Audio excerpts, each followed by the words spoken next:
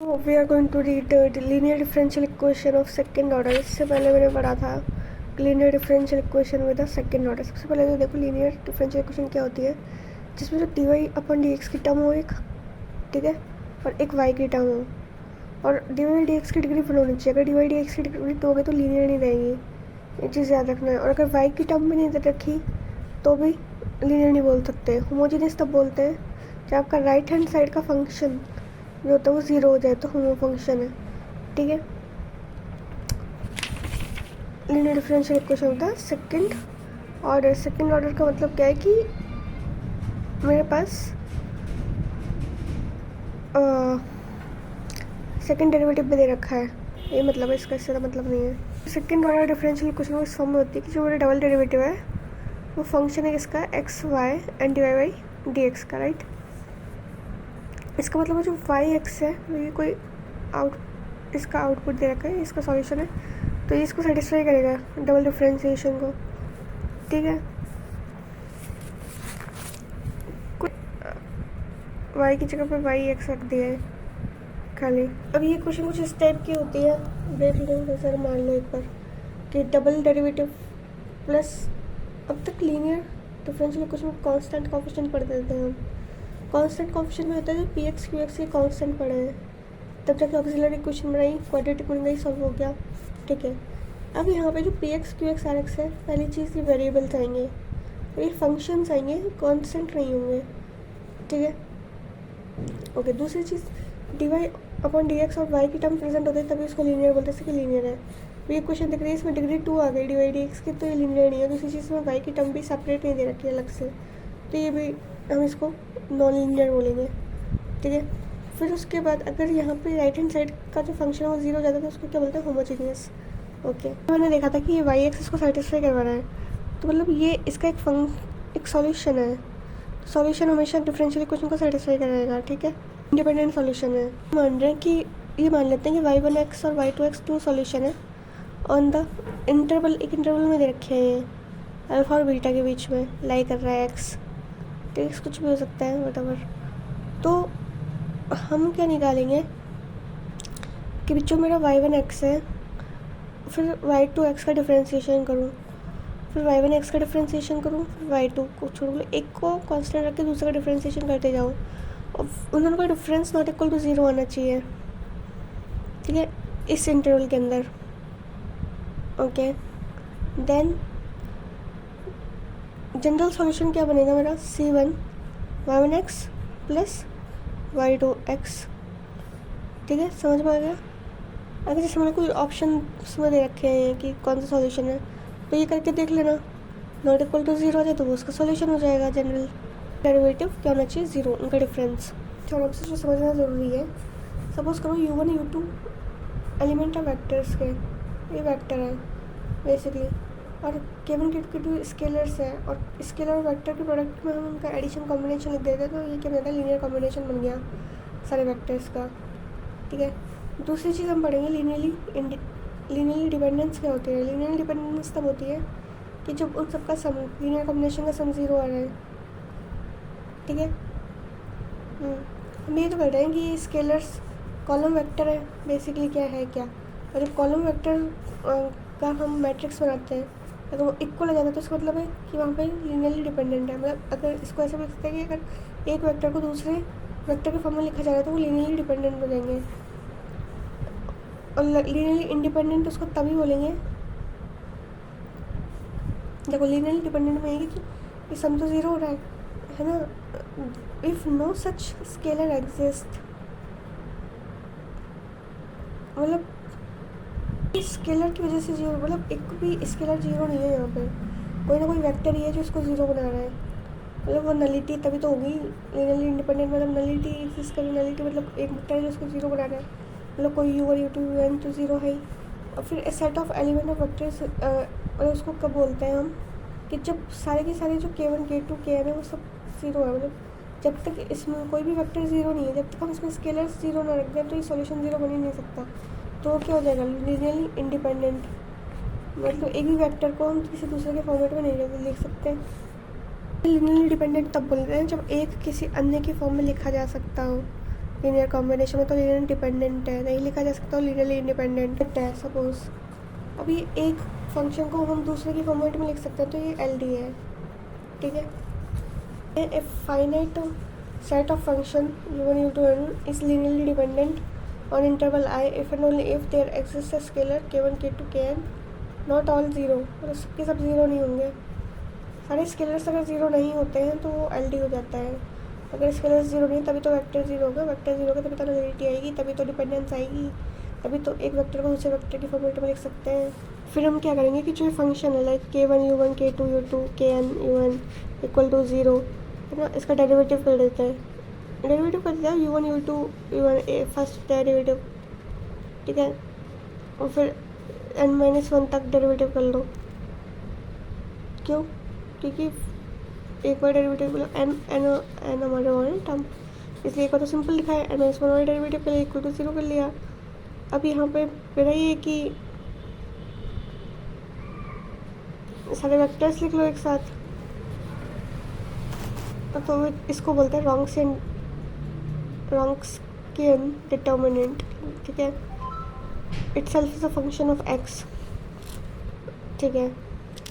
9.2 भी बना है, ठीक है। अभी 9.2 में 2 डिग्री 2 ऑर्डर है, 2 ऑर्डर है तो मैट्रिक्स कितने ऑर्डर क्यों नहीं किया, क्यों लिखेगी 2, वो खुद लाइन आती है। एक और उसका डिफ्रेंसिएशन आएगा, फिर सेकेंड बार उसका डबल डिफ्रेंसिएशन, मतलब 3 ऑर्डर की स्क्वायर मैट्रिक्स बनेगी। जो रॉन्स्कियन ये टेबल निकला है मैंने, अगर ये ज़ीरो आ जाता है तब तो ये क्या हो जाएगा डिपेंडेंट, और नॉन ज़ीरो आता है तो इंडिपेंडेंट सॉल्यूशंस।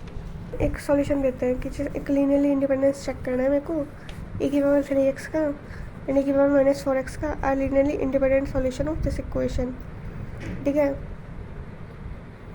पहले रॉन्स्कियन क्या होना चाहिए, नॉन ज़ीरो होना चाहिए। नॉन ज़ीरो मतलब एक को कांस्टेंट रख के दूसरे का डिफ्रेंसिएशन करो और नॉट इक्वल टू ज़ीरो आ जाए, ठीक है। एक को कांस्टेंट रखा दूसरे का डिफ्रेंसिएशन क्या, नॉट इक्वल टू ज़ीरो आ रहा है, किस रेंज में, माइनस इनफाइनाइट से इनफाइनाइट रेंज में, तो सॉल्यूशन क्या हो गया एल आई। अगर ये ज़ीरो आ जाता तो इसका मतलब ये क्या होता कि एल डी है। यहाँ ये सॉल्यूशन ले लेते हैं, e की पावर 3x एंड 5 की पावर 3x, तो ये 2 सॉल्यूशंस आप देख रहे हो कि एक दूसरे के फॉर्मेट में, यानी कि पहले देख रहे हो कोई एल डी है, करके देख लो इनका रॉन्स्कियन में जीरो ही आएगा। लीनियरली डिपेंडेंस की फर्स्ट शर्त ये है, नेसेसरी इंसफिशिएंट कंडीशन है, कि इसका जो रॉन्स्कियन है वो ज़ीरो बना लो, मतलब एक को कांस्टेंट रख के दूसरे का डिफ्रेंसिएशन करना। अगर ज़ीरो आ जाता है तो इसका मतलब क्या है कि एल डी। हमारा इंटरेस्ट इसमें नहीं है कि हमें कोई सॉल्यूशन दे दिया और हम चेक करते रहें कि हाँ ये एल आई की एल डी है। हमें ये कि हमें कंस्ट्रक्ट करने पड़ेंगे सॉल्यूशंस u1 u2, और वो एल आई है तो वो कंस्ट्रक्शन किस तरीके से होगा ध्यान रखो, आगे देखते हैं क्या होता है। एक में ये मना है कि जो एक्स स्क्वायर से लेस है, एक में मना है कि ज़ीरो है। लवली फॉर्मूला क्या है कि या तो हम ये मान के चलते कि जो रॉन्स्कियन है वो या तो ज़ीरो है सब जगह या फिर नॉन ज़ीरो है, दो ही तरीके हो सकते हैं। ई को as a variable of integration लेंगे, तो ये दे रखा है, वो सॉल्यूशंस देती है, मैं कुछ नहीं देना, निकाल लो रॉन्स्कियन। एक बार किया, 2 बार किया, बराबर क्या रहा है, 2 not equal to zero, okay it is L I solution है। सॉल्यूशंस पूछता है कि एल आई सॉल्यूशन है कि नहीं, एल आई तो चेक कर लो, कोई दिक्कत नहीं है। और अगर सॉल्यूशन पूछा है तुमसे डायरेक्टली तो तुम डायरेक्ट सेटिस्फाई करवा के देख लो, अगर ये तो इसको सेटिस्फाई करेगा, ये तो इसको सेटिस्फाई करेगा, that's why you can find out the answer. जो इंपॉर्टेंट केस है वो तो ये है कि सी एफ कैसे निकालना है। देखो d square y upon D x square plus p d y by d x q y equal to zero, right, इस तरह का क्वेश्चन है। अब ये कुछ ना कुछ सिंपल तो होगा नहीं, ऐसा ऐसा फंक्शन मानो। मैंने होमोजेनियस लीनियर क्वेश्चन में क्या पढ़ा था, regarding m square, regarding p m, regarding q, this is a question, रखो इसको कुछ करो। M square plus p m plus q equal to zero, right. M की वैल्यू 1 है तो ये क्या जाएगा 1 plus p plus q zero, तो उससे डायरेक्ट आइडिया लग जाएगा, मतलब 1 + p + q 0 है, इसका मतलब सॉल्यूशन क्या है, e⁻x is one solution of that. ठीक है, e⁻−x सॉल्यूशन है तो 1 - p + q रखो, 0 आएगा। तो मेरा मेन इक्वेशन क्या है, m² + pm + q। ठीक है, अगर e⁻α है तो क्या आना चाहिए, α² αm + q, मतलब α² + αp + q। If y = xm है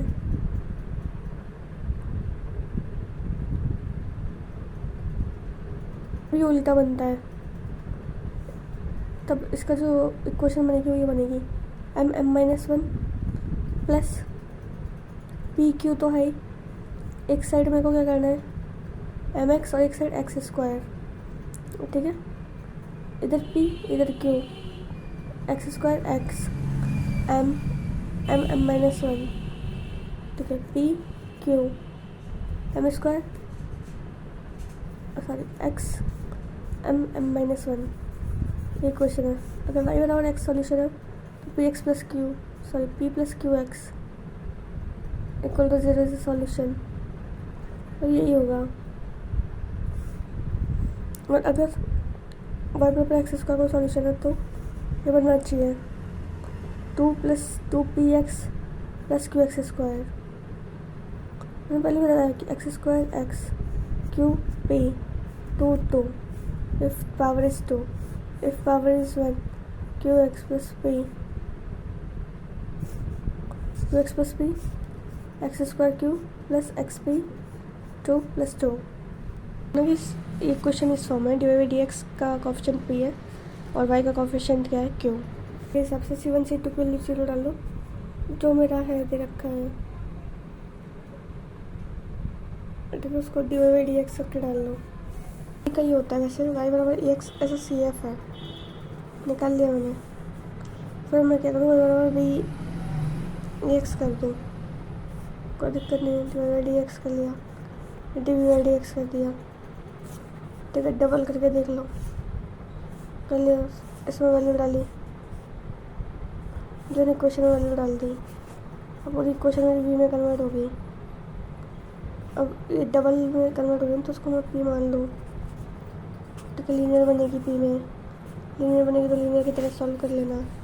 जब p निकाल लो और अब p निकल जाए, जो dv/dx था इंटीग्रेट कर देना, v निकलेगा, और जो v निकलेगा वही सॉल्यूशन होगा। अगर y = x निकल रहा है CF तो किस फॉर्मेट में डालोगे, अगेन यही करना, y = vx कर लो, करना नहीं है, v मल्टीप्लाई करना है बस, मल्टीप्लाई करके कुछ ना कुछ आएगा, वो उसको सेटिस्फाई करवा देना, लीनियर डिफरेंशियल इक्वेशन बनेगी, फिर सॉल्व करते जाना। इसको निकालना है तो x तो मल्टीप्लाई हो रहा है, ठीक है, तब जाके ये आ रहा है ना, मेरा सॉल्यूशन आ गया। given -x² dy/dx² - x dy/dx - a² y = 0। इसमें एक जनरल सॉल्यूशन दे रखा है y = e sin inverse x। ये तो मुझे क्या करना है, कुछ नहीं करना है, इसको भी मल्टीप्लाई करूँ, वही प्रोसीजर अप्लाई करना है, ये देखें, बट मेरे को उसको डायरेक्ट सॉल्यूशन याद रखना है, उतना घूमना नहीं है। a sin inverse x + b, a और b लगा दो, बाकी as it is, a and b are constant। Method of variation of parameters, ठीक है, बहुत बार पूछता है ये, वैसे तो आप डायरेक्ट वैल्यू डाल के रख देना, पर ये मेथड पता होना चाहिए क्या है। देखो, इस मेथड में सबसे पहले तो हम क्या करते हैं कि मेरे को दिख ही रहा है क्या दे रखी है, नॉन लीनियर होमोजेनियस दे रखी है। एक मैं CF निकालूँ इसका, CF छोड़ो, x = EZ मेरे को पता ही है कि कोई बात नहीं, फिर भी CF निकाल लेते हैं, चलो निकाल लिया CF, इस टर्म में आ गया, कंप्लीट सॉल्यूशन है। अब C1 C2 यहाँ पे कांस्टेंट नहीं मांगने, फंक्शन मानने हैं, वेरिएबल है, जैसे वेरिएबल मान के इसका डिफ्रेंशिएशन कर दो एक बार, C1 C2 हो गया, एक बार डिफ्रेंशिएशन करने पर C1 C2 का भी डिफ्रेंशिएशन होगा एज वेल। जब डिफ्रेंशिएशन होगा तो उस चीज़ को 0 मान लेना, ठीक है।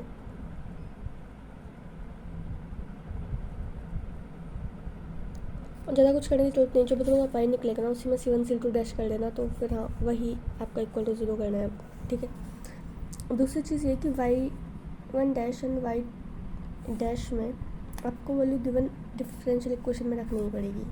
इसमें रखी एक इक्वेशन C1 डैश और C2 डैश के फॉर्मेट में मिलेगी, ऐसे आप C1 डैश या C2 डैश दोनों को सॉल्व करके C1 डैश और C2 डैश की वैल्यू निकालो। अब ये डैश है, मुझे इंटीग्रेट करना है, C1 और C2 की वैल्यू निकाल सकते हैं। बस जब आप C1 C2 की वैल्यू निकाल लो ना, तो आप अपने जो कंप्लीट इंटीग्रल सॉल्यूशन ये माना था C1x प्लस C2x इनवर्स, तो C1 C2 इसमें रिप्लेस कर देना, यू गेट द आंसर। इस ये CF निकालो, CF निकाला, फंक्शंस मान लिया, यही फंक्शन यहाँ पे आएंगे जिनको हम 0 मानेंगे, और यही फंक्शन होंगे डैश वाले, और फिर जो वैल्यूज़ है वो निकाल के देख लो।